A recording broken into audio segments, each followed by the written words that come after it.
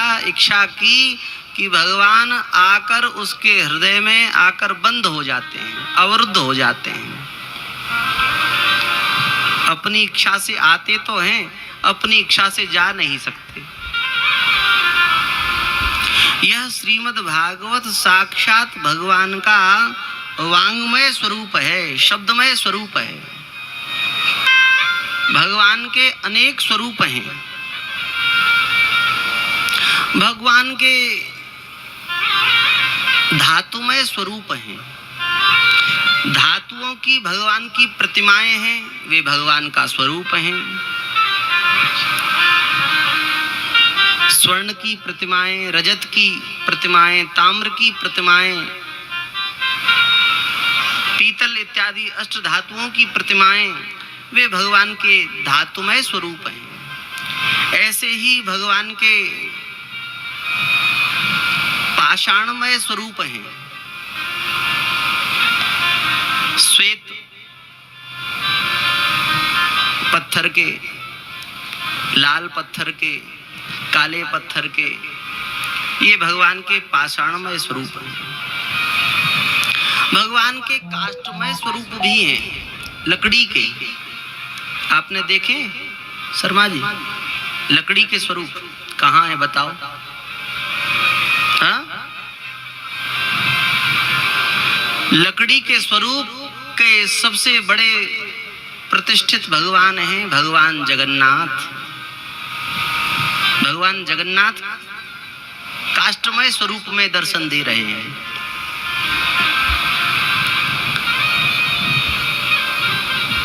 बारह वर्ष में एक बार भगवान जगन्नाथ का कलेवर परिवर्तित किया जाता है। वह जो विग्रह विराजमान है जगन्नाथ भगवान, काष्ठ के नीम की लकड़ी के बनाए जाते हैं और बहुत गुप्त रूप से। और 12 वर्ष बाद वे जो जगन्नाथ जी पूजित हैं, वे जगन्नाथ जी प्रवाहित कर दिए जाते हैं और पुनः दूसरे विग्रह जगन्नाथ जी के विराजमान होते हैं। ऐसे ही भगवान के वस्त्रमय विग्रह हैं। वस्त्र के ऊपर जो छाप दिए जाते हैं, जैसे अभी आप बहुत सुंदर छवियां आपने विराजमान की हैं, ये वस्त्रमय स्वरूप है। भीतिमय स्वरूप, भीति अर्थात दीवाल पर जो माताएं गेरू से और खड़िया से जो भगवान के चित्र इत्यादि बनाती थी, वे भीतिमय स्वरूप हैं। और यह श्रीमद् भागवत भगवान का शब्दमय स्वरूप है। एक एक शब्द श्री कृष्ण का स्वरूप है। एक एक शब्द। जिस समय भगवान अपनी लीला संवरण करके स्वधाम जाने लगे, तब श्री उद्धव जी महाराज ने भगवान से कहा, प्रभु आप जब तक रहे तब तक तो यह कलयुग आपके नियंत्रण में रहा, और आप जा रहे हैं तो आपके जाने के साथ ही कलयुग भी आ जाएगा। तद्दिनात् कलिरायात सर्वसाधन बाधकः। और प्रभु यह कलयुग जब आएगा तब आपके भक्तों के समस्त साधनों को बाध देगा। न जप करने देगा, न पाठ करने देगा, न हवन करने देगा। प्रभु सब में मिलावट कर देगा।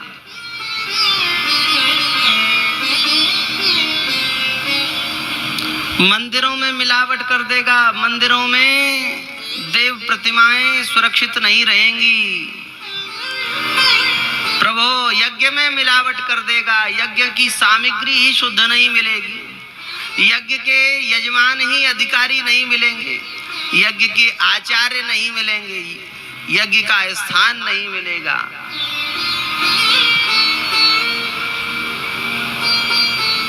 और जप की तो क्या कहें नारायण।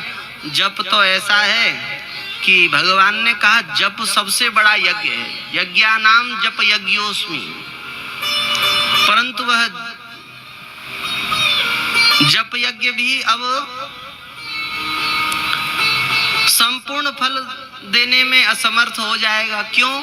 क्योंकि जप की एक विधि है। जप शास्त्र में कहा है जपात सिद्धिर जपात सिद्धिर जपात सिद्धिर भविष्यति। जप करते हुए बहुत सावधानी से सुने।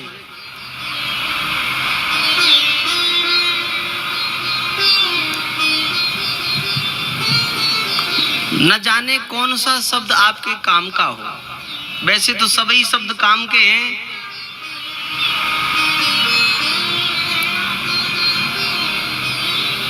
जप की बहुत बड़ी महिमा है। भगवान ने कहा आहुति रूप यज्ञ से भी बढ़कर यज्ञ है, सबसे बड़ा यज्ञ है यज्ञानाम जप यज्ञोस्मि, जप यज्ञ।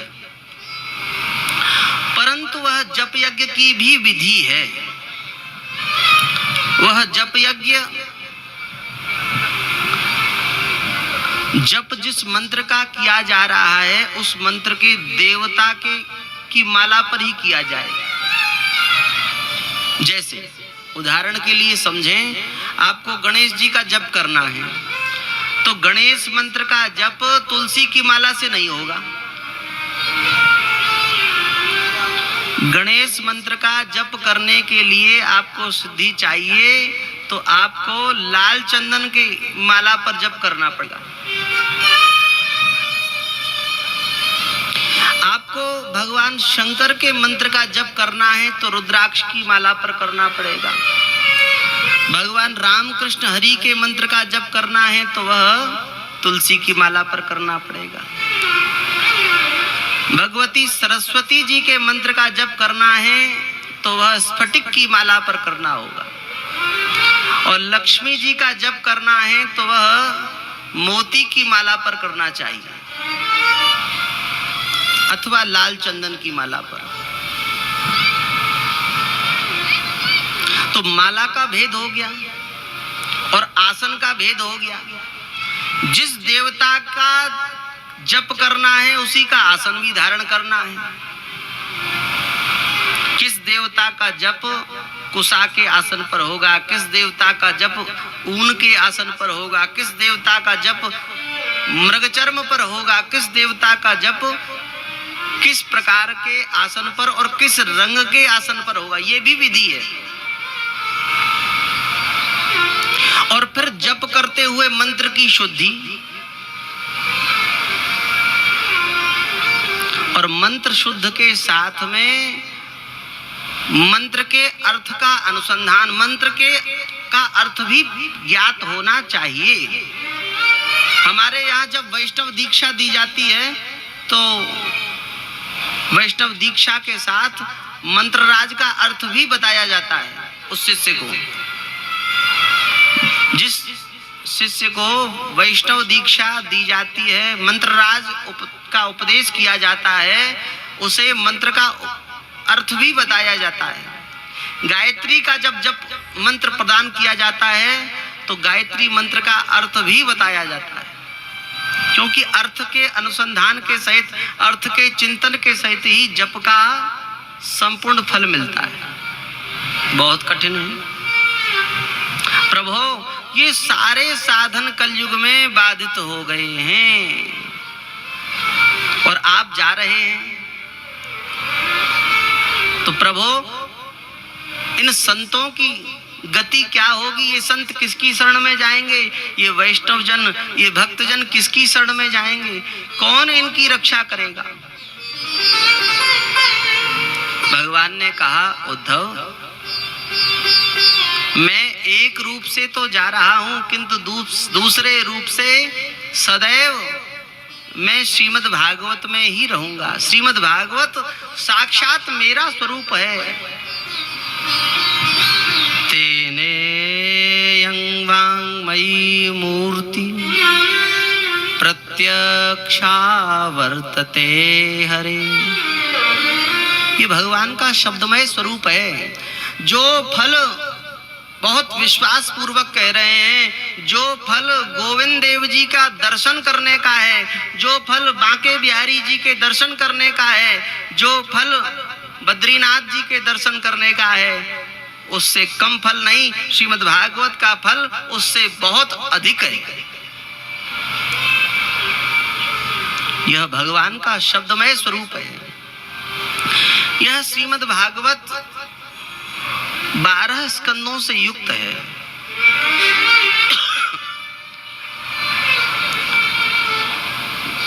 महर्षि वेदव्यास भगवान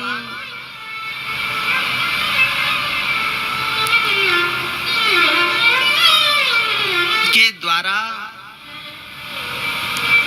17 पुराणों को प्रकट किया गया, महाभारत जैसे ग्रंथ को प्रकट किया गया,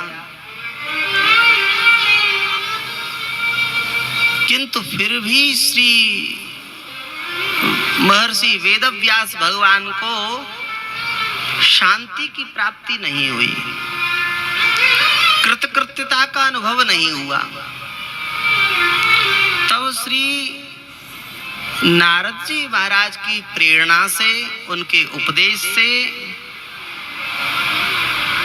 महर्षि वेदव्यास भगवान ने भगवान की प्रसन्नता के लिए, भगवान की प्राप्ति के लिए परम धर्म से युक्त श्रीमद् भागवत को प्रकट किया। अन्य पुराणों में धर्म का निरूपण है, क्या करें कैसे करें, यह सब निरूपण, कर्तव्य का निरूपण अन्य पुराणों में है, किंतु श्रीमद् भागवत में कर्तव्य का निरूपण नहीं है। श्रीमद् भागवत में धर्म का भी निरूपण नहीं है, श्रीमद् भागवत में परम धर्म का निरूपण है। परम धर्म क्या है? परम धर्म है जीव को कैसे भी किसी भी विधि से भगवान की प्राप्ति हो जाए। यह जीव जो भगवान से विलग हुआ था, यह जीव जो भगवान का अंश है, भगवान का है,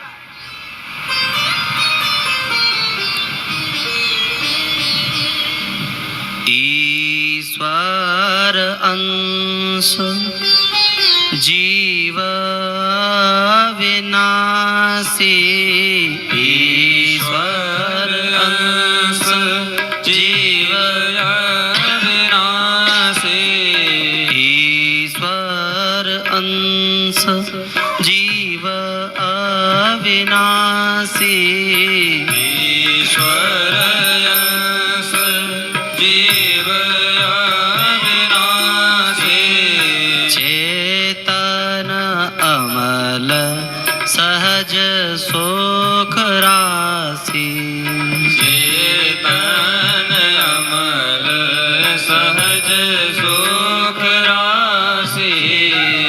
यह जीव भगवान का अंश है, भगवान का स्वरूप है, और इस अंश को, यह अंश अपने अंशी से विलग हो गया है।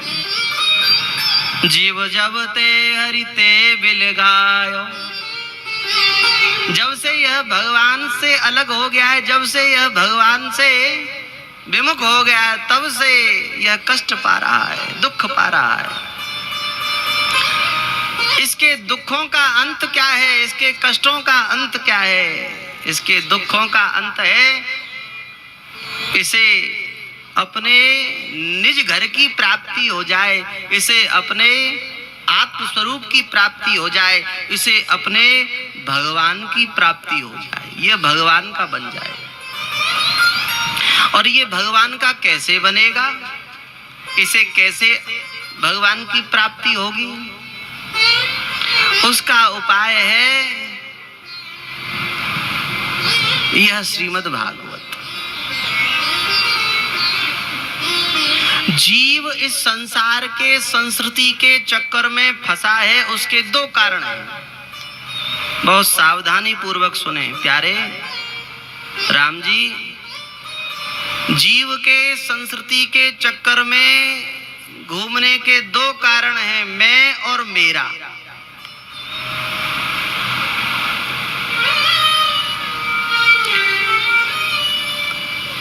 मैं और मेरा, अहमता और ममता जीव के संस्कृति के चक्कर के मूल कारण है। और इस अहमता और ममता को नष्ट करने का, समाप्त करने का एकमात्र उपाय है कि अहमता को तो, मैं पने को तो भगवान के साथ जोड़ दे। मैं तो हूं पर मैं भगवान का हूं, और मेरे पने को भी भगवान के साथ जोड़ दे। जो मेरा है ना वो सब भगवान का है। जब मैं और मेरे को भगवान के साथ जोड़ देगा, अहमता और ममता का संबंध भगवान के साथ जोड़ देगा, तब वह जीव बंधन में नहीं पड़ेगा, वह बंधन से मुक्त हो जाएगा। और वह होगा कैसे? वह होगा परम धर्म का आचरण करने से, परम धर्म का नियम करने से। और वह परम धर्म का निरूपण करती है श्रीमद् भागवत की कथा। भागवत की कथा यह लोक धर्म की कथा नहीं है, भागवत की कथा है सर्वं त्यक्त्वा हरिं भजेत। जीव के ऊपर बहुत जिम्मेदारियां हैं, बहुत कर्तव्य हैं, पर सारे कर्तव्य उठा के फेंक दो। जिस समय बालक जन्म लेता है, जन्म के साथ ही त्रिवृण ऋणवा जायते, 3 ऋण वाला होता है। 3 लोगों का कर्जदार होता है जन्म के साथ ही बालक। किस किस का? वह पहला कर्जदार होता है अपने पूर्वजों का, पितरों का, जिन पूर्वजों की कृपा से उसे यह शरीर मिला है।